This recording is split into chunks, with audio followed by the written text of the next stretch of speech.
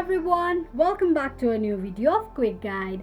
Today in this video, I'm going to show you how you can delete your Crunchyroll account. Keep watching the video till the end. To delete your Crunchyroll account, firstly open up your Google search. On the search box at the top, type in crunchyroll.com/nuke and make a search. It will take you to the account deletion and deactivation page of Crunchyroll.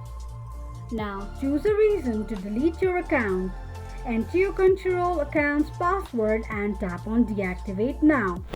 Confirm deletion of your Crunchyroll account by tapping on OK, and that is how you will be able to delete your Crunchyroll account quickly and easily just in few steps. If you have any thoughts or queries, let us know in the comment section. Don't forget to subscribe to our channel.